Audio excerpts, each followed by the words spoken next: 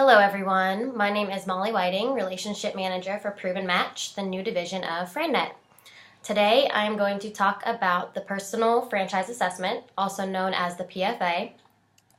This proprietary assessment tool is the secret behind FranNet's success and what has made them successful with matching candidates to the right concept. By the end of this training, you should be able to understand the PFA, determine your ideal candidate, and feel comfortable presenting to your potential franchisees. Throughout the PFA, it measures 6 elements of compatibility and performance. The elements include values and motives, social intelligence, core competencies, work style, focus preference, and rules style. Now, what exactly is the science that lies behind the PFA? The first science that is used is the Stanford Research Institute VALS. The basic tenet of VALS is that people express their personalities through their behaviors. VALS specifically defines consumer segments on the basis of those personality traits that affect behavior. The next science used is a spiral values dynamics. This value system indicates how we think about issues or how we make decisions. It helps determine how one might fit into a business, the type of environment or community where they would be most happy, who they prefer to manage and how to manage them, and ultimately, what motivates them from deep within. Next is the NLP, Neuro-Linguistic Programming. This relates to how one takes in and interprets data. Are they a visual, auditory, or kinesthetic learner? Depending on their thought process, we will better understand how to match and mirror our candidate, and more importantly, how to speak to them in order to get the desired outcomes. Lastly, the PFA uses social and emotional intelligence. A higher level of social awareness and emotional intelligence, the better a candidate will interact with the people in their workplace, not only with how they interact with employees, but also how they interact with their customers. This helps measure empathy, organizational skills, teamwork, and influence. Fit matters. Why is fit so important? The PFA helps determine who the best candidate is for a certain concept. A strong candidate means quicker franchisee ramp-up, increased performance, greater retention, better system-wide validation, and reduced costs to onboard, train, and support, all leading to increased profitability and the basics of the profile. The why, how, and what questions are the basics of the PFA. The why determines buyer motives, how and what determine meta-programs. Combining those questions with demographic information will determine risk and motivation, sales potential, number of units best suited, the need for head office support, the number of employees they need or people they need to run the business.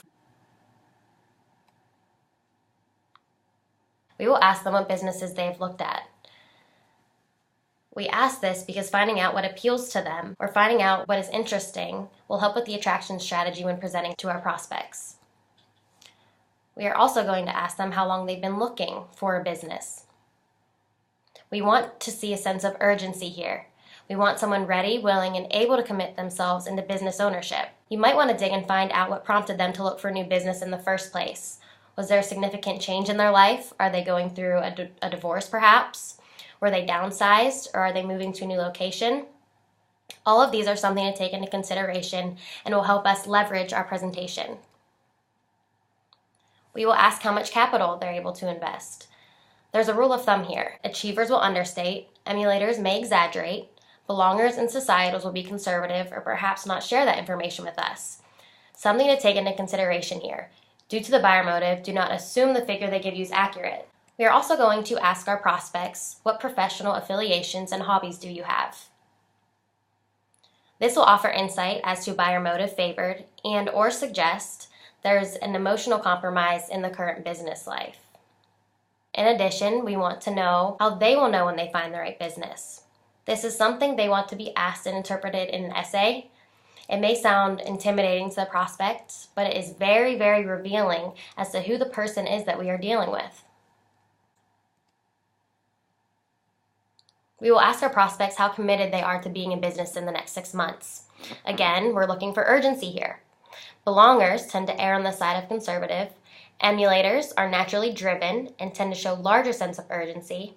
Achievers will offer exact equations, and your societals will also fall a little bit conservative, but not less motivated. Let's take a look at characteristics of the ideal business. What is our prospect attracted to? Do they want a proven, easy replicated system, a recognized franchise brand? Are they craving growth potential or potential for longevity? Are they looking for a professional or trade business?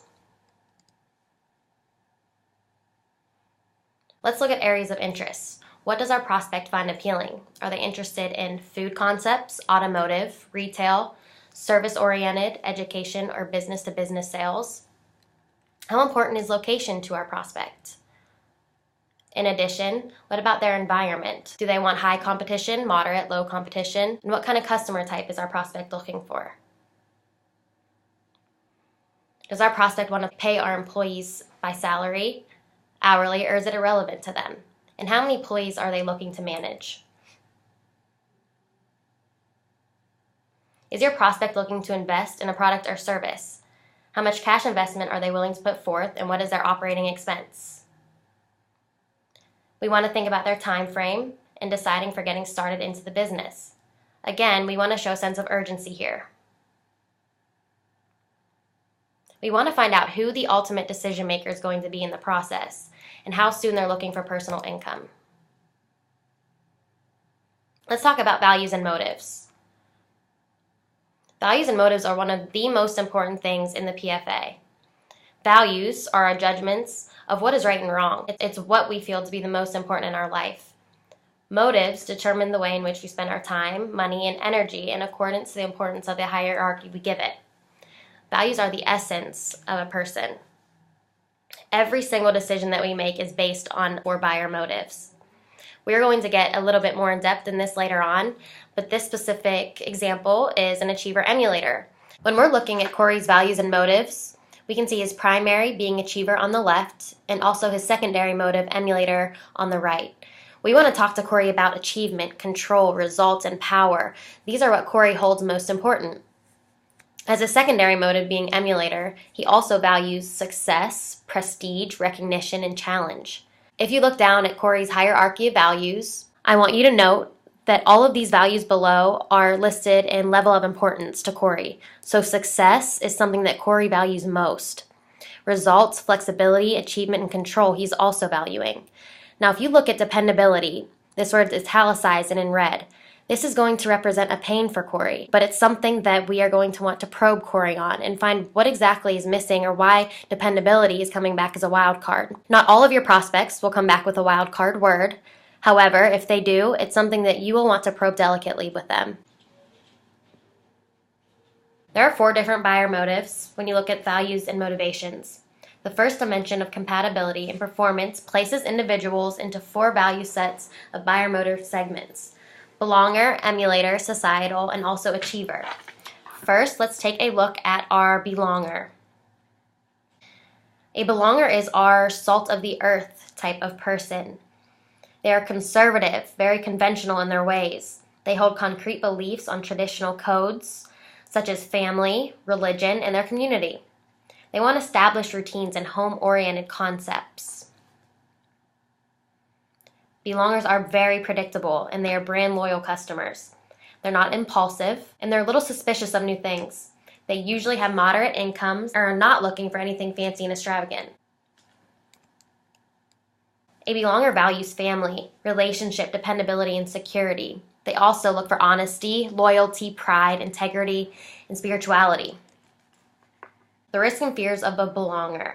A belonger fears being separated from their loved ones. They also fear being irresponsible and financial insecurity.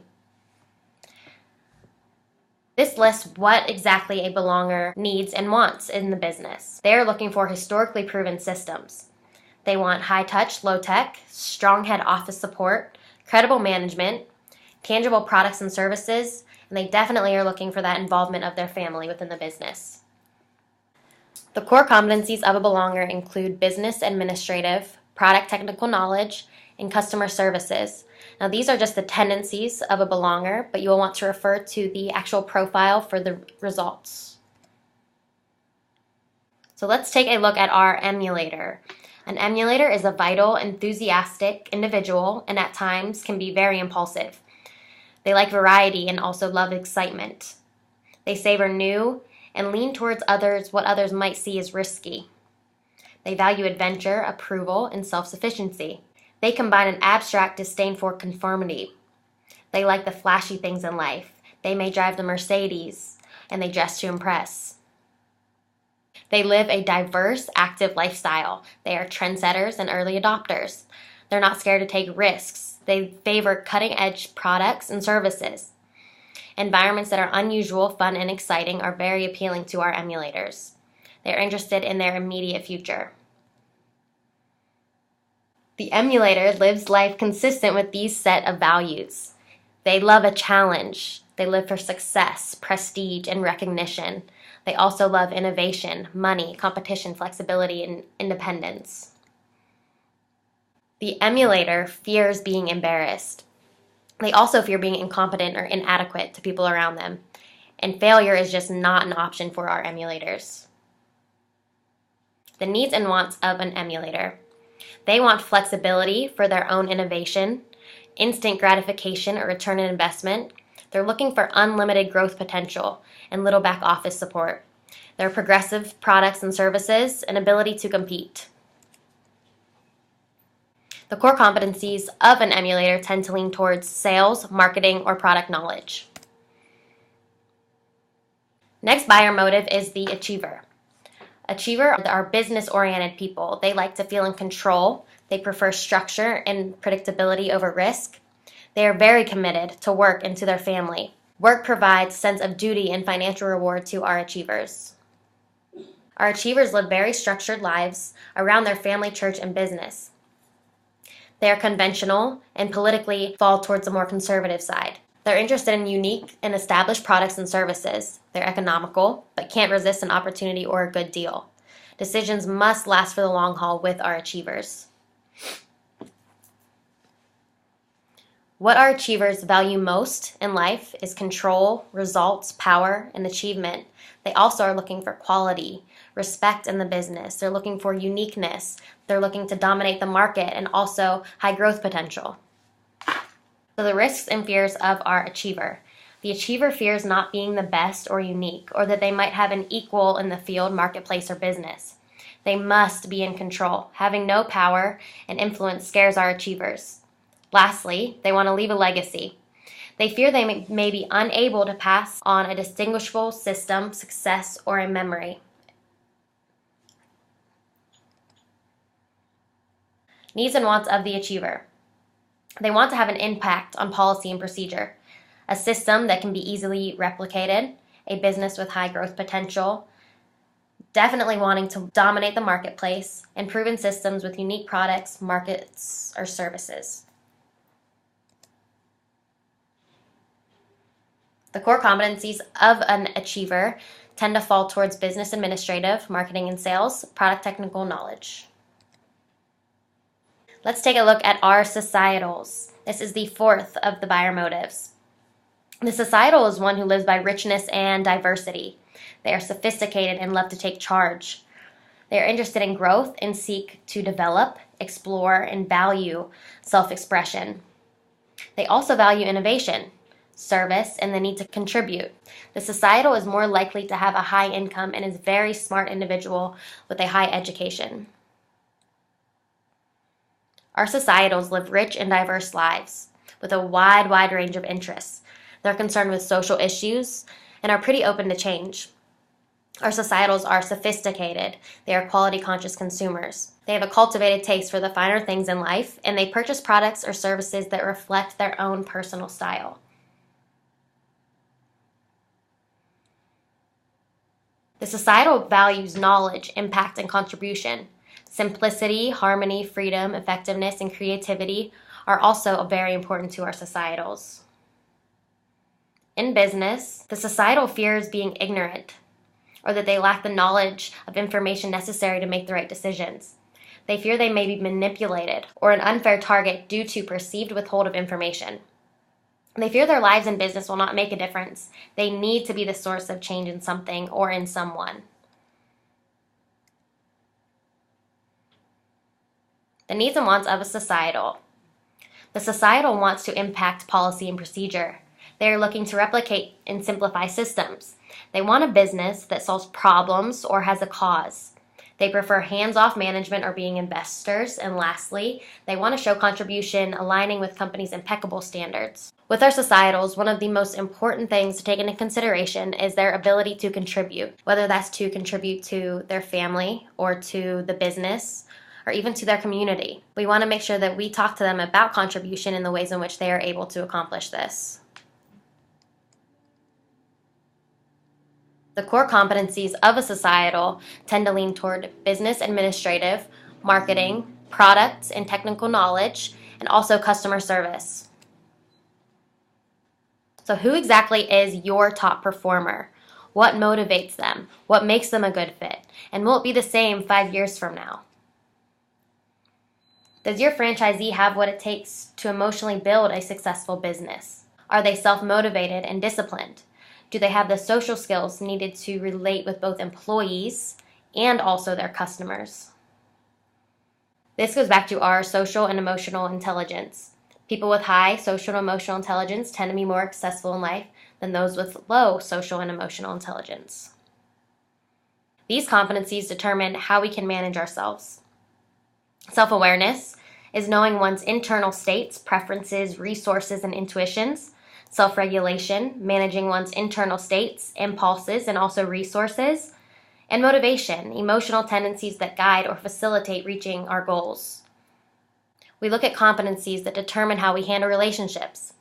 Empathy, which is awareness of others' feelings, needs, and concerns. And we also look at our social skills. What does your value proposition offer the franchisee? What skills does your franchisee need to succeed? Is your value proposition and their skill sets complementary and interdependent with one another? In order to sustain and grow a strong franchise system, there must be a clearly defined interdependent relationship between the franchisee and you, the franchisor. Here are a few sets that run in correlation with one another. HR management and administration, sales and promotion, marketing and advertising, technical and product knowledge, client relationship management and support. We are going to dive into work style a little bit. Work style includes work environment, communication, information gathering, decision making, and also project management. This quadrant is showing the 4 different work styles. We have thinker, director, collaborator, and also promoter. If we look to the left, our thinkers and our collaborators, they are slower paced individuals. Whereas our directors and our promoters, they are faster paced. So the thinker work style is more formal. They are slower and systematic. They seek accuracy and they also seek precision. The collaborator is a slower paced individual. They seek building relationships and they also seek acceptance. The promoter, like the collaborator, they too prioritize people and seek recognition. The director is a goal-oriented individual. They think life is about doing rather than about thinking. If we look at this graph, we can note that the top 2 work styles think with their head and the bottom 2 work styles think more from their heart. Next, we're going to dive into our meta programs. Meta programs are processes which manage, guide, and direct other mental processes. Meta programs measure primary strategies or filters an individual uses to communicate, how they assess information, how they take in and interpret different types of data, and ultimately how they make decisions. We are going to look further into the different types of meta programs in a second, but the PFA breaks down the meta programs of the individual and how the information is processed. Our prospect here has a balance, direction, sort, external frame of reference, and an optional task attitude. His chunk size is specific, and his communication style is kinesthetic. Again, our meta programs determine which of our perceptions are selected for our attention. Mental processes which manage, guide, and direct other mental processes. Comfort zone. Comfort zone is our internal mechanism that allows us to feel and act upon pleasure or upon pain. We adhere to these habits, except when tension causes them to behave differently. Our comfort zone affects absolutely every area of our lives. Toward and away from. What does it mean to be a towards or an away from type of person? In this meta program, a person's attention is directed either toward what they want or away from what they don't want. It also applies to a person's ability to know what they want in the first place. Someone using toward thinking is most likely to be using best case scenario, whereas an away thinker is focused on what they want to avoid, using the worst case scenario. Direction sort is the person's motivation centered in goals, achievement, or on problems to be dealt with or issues to be avoided. Looking at an away from person, these are the people that are avoiding loss or risk. They are very cautious, they see problems that may arise in the future, and they are tolerant to deal with bad situations. They may be thinking, I have it bad now, but it may even be worse someplace else. People who have a towards direction sort, they want rewards and they look for benefits. They see the pleasure in situations. They are enthusiastic, they are goal-oriented, and they are intolerant to situations.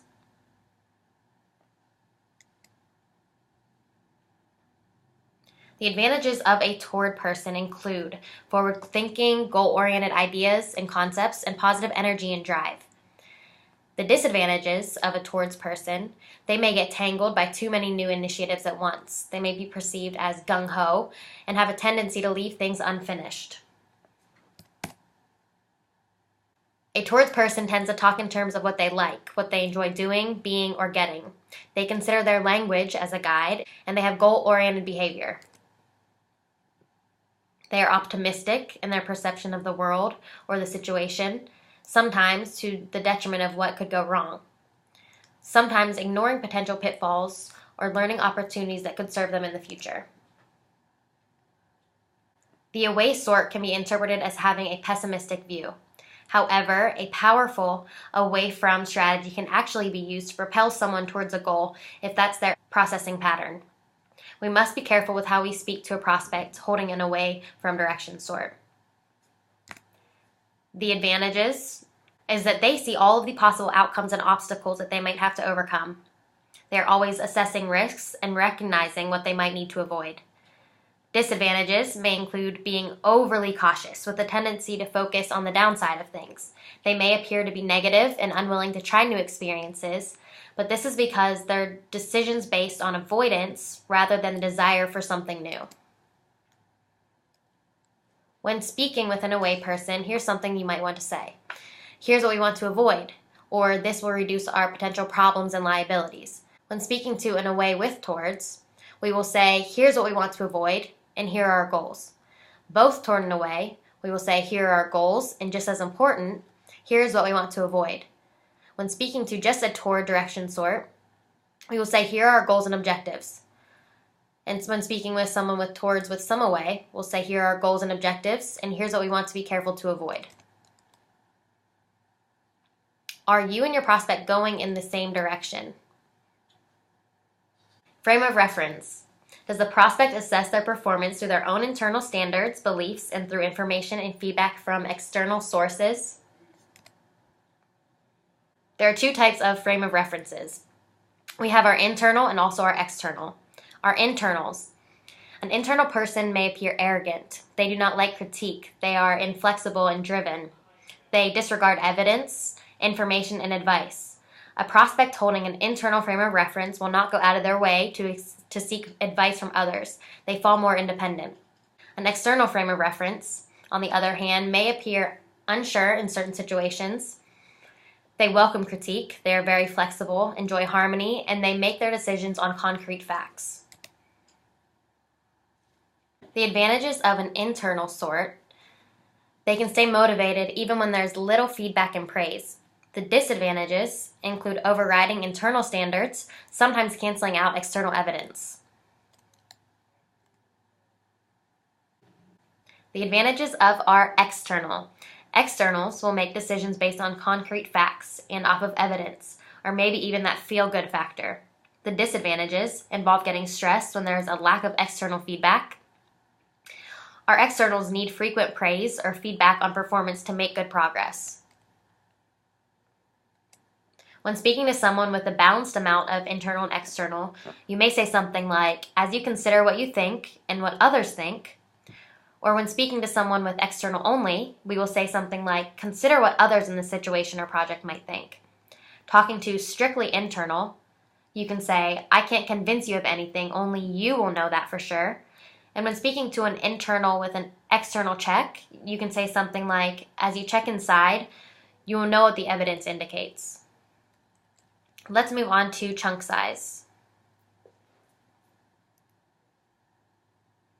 Does our prospect prefer to work with detail, or do they prefer to see the big picture? There are two types of different chunk sizes. We have global and we also have specific. A person who is global, they are conceptual and they want to see the big picture. They are strategic, they look for the end results. Now, a person who is specific, on the other hand, they want all the details. They are the planners and the organizers. They are concerned with doing it right, the checks and balances, and most importantly, they care about execution. When speaking to a global person, we will say something like, here is the big picture. Talking to a global to specific, we'll say, here's the big picture, now here are the steps to get there. When talking to just a specific, we'll say, here are the details. We need to make sure that we give them all the details as possible. When speaking to a specific to global, we'll say things like, here are the details and here's the big picture. Decision-making sort. There are two types of decision-making sorts. We have optional and we also have our procedural. Now, decision-making, does your prospect look for alternatives or like to keep their options open? Or do they prefer to follow established procedures? Let's look at our two different types of decision-making. In our optional, we have people that like many options. They move more slowly to make a decision. They continue to look at their other options. You may present them 3 concepts and they're going to ask, what else do you have? Or is there a better one? They're looking for end results. Our procedural, on the other hand, they want one of 2 choices. They're very quick to make decisions. They value process, criteria, and procedure. They might ask which one is best. Doing it right is most important to our procedural people. The advantages of our optional, they explore many options and provides people with choices. They're happy to test and break the rules. Our disadvantages, our optionals may procrastinate and avoid making decisions. We must give optionals a specific day and time for the next follow-up call. The advantages of our procedurals. The advantages of the procedurals are that they are efficient, they're good with rule-based administration, they will stick to the agreed notes, processes, or checklists. The disadvantages, the procedure may become more important than the job to be done. At worst, they will become bureaucratic and blocking. Next, we're going to get into communication style. This goes back to the NLP, Neuro-Linguistic Programming. There are 4 basic types of personalities. We all have a little bit of each, but are primarily one. First, let's get into our visual personalities. They like to discuss the big picture and vision of the future. They talk rapidly and breathe high in the chest. They take action quickly, but not always in decision mode, for they may be prone to heavy buyer's remorse. A visual may say something like, I'll know it when I see it. Next, let's talk about auditory. They weigh information and make good comparisons. They are logical and they're also stable. They have strong speech with mid-chest breathing, and they use words like, I hear what you're saying, or that sounds like a good idea. They are deliberate in making decisions, and their decisions are logical. Next, we have our auditory digital. They weigh options and all the facts, involving no emotion in their decisions. They are process-driven, and they must have all of the criteria met in writing. This person will make decisions based on past experiences of his own as well as others. They will say something like, do you have all the facts to back that up? Lastly, we have our kinesthetic. Our kinesthetic are family-oriented. They are softer, slower, intuitive. They are sensitive, they're loyal, and also systematic. They listen and are concerned about others. They discuss what it feels like to be in business and what they can contribute. They tend to want something like someone else has done. They will say something like, "I'll know it when it feels right."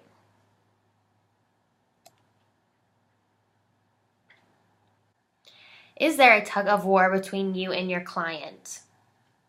Make sure you're using their meta programs to build their trust and rapport to guide them smoothly through their process.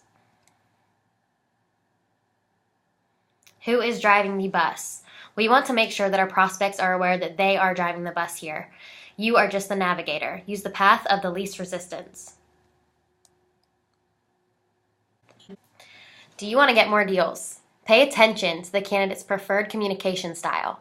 Leverage values within primary and secondary buyer motives. Notice those fears and beliefs that are inconsistent. Recognize and facilitate the process using their meta programs. This is extremely important. Client at a glance. Now that we've discussed all of the aspects of the PFA, you should be able to clearly identify each one of these criteria and present the concept more effectively to your prospects.